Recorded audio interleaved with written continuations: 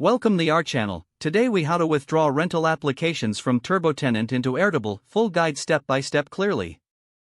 Log in to your TurboTenant account.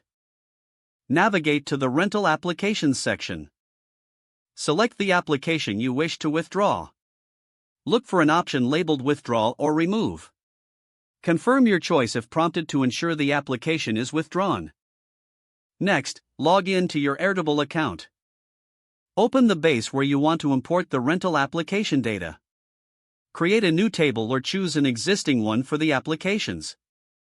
Prepare your Airtable table by ensuring it has relevant fields such as name, email, phone number, and status.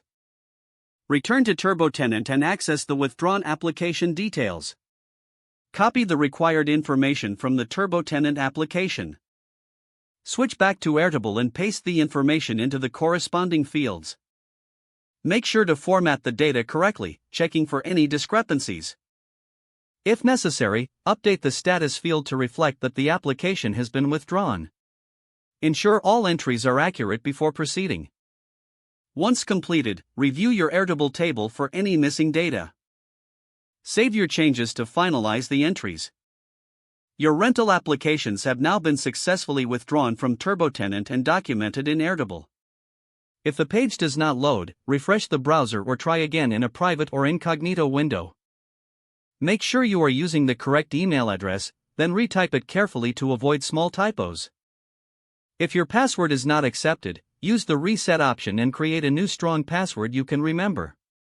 Check your spam folder for verification or security emails, then complete any requested confirmation steps. Enable two-factor authentication if available to improve account security and reduce unauthorized access risk. After signing in, review your profile details so your contact information and settings are accurate and current. If you see an error message, note it down and try again after restarting your device and internet connection.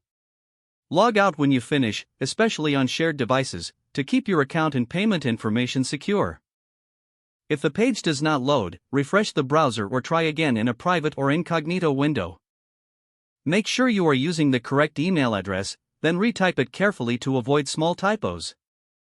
If your password is not accepted, use the reset option and create a new strong password you can remember. Don't forget to like this video and subscribe to our channel for more step-by-step tech guides.